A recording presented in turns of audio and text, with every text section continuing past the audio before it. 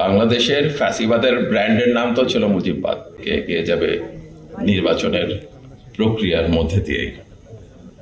সবচেয়ে বড় কথাটা হচ্ছে যে গত 15.5 বছর যে ফ্যাসিবাদ, বাংলাদেশের ফ্যাসিবাদের ব্র্যান্ডের নাম তো ছিল মুজিববাদ।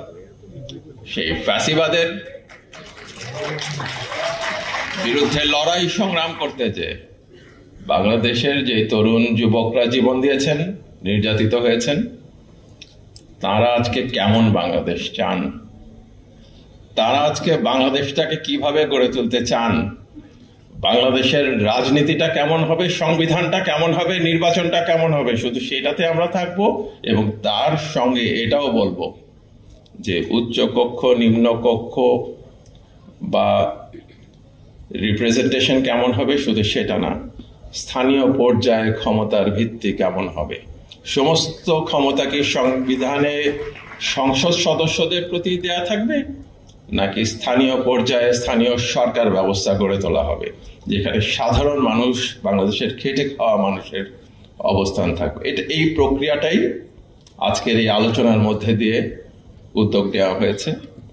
এই প্রক্রিয়াটাই বিভিন্ন সংস্কার কমিশনের রিপোর্টগুলির ভিত্তিতে আসবে।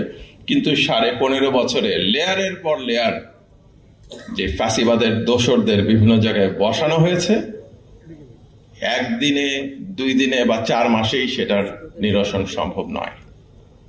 এটার জন্য সমর্থন লাগবে, জনগণের প্রেসার লাগবে জনগণের পক্ষ থেকে। আপনারা দেখছেন বিভিন্ন ঘটনা ঘটছে, আমার বিস্তারিত বলার দরকার নাই। বারবারই জাতীয় পতাকাকে খামচে ধরার চেষ্টা করছে সেই পুরানো শকুন। প্রতিহতের জায়গা আমাদের বজায় রাখতে হবে। খালি ঐক্যের কথা বললাম কিন্তু প্রতিহতর জন্য তৈরি থাকলাম না, নিয়ন্ত্রণটা ছেড়ে দিবেন না। যখন নিয়ন্ত্রণ ছেড়ে দিবেন, আপনাদের হাতের বাইরে চলে যাবে।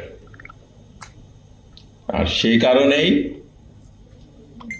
আপনাদের সবাইকে অভিনন্দন জানাচ্ছি যে আপনারা এসেছেন।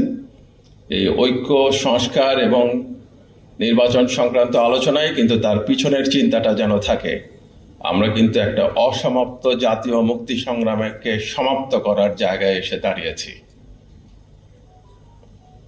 আমরা কিন্তু একটা ফ্যাসিবাদের বাংলাদেশ ব্র্যান্ডকে পরাজিত করে আজকের বাংলাদেশে দাঁড়িয়েছি। আমরা যেই বাংলাদেশ চাই, সেই বাংলাদেশে যেন কখনোই আর ফ্যাসিবাদ ফেরত না আসে, কারণ ফ্যাসিবাদের উদ্দেশ্যই হচ্ছে বারে বারে ফেরত আসার চেষ্টা করা। আর এই কথা বলেই আপনাদের থেকে বিদায় নিচ্ছি। সবাইকে ধন্যবাদ।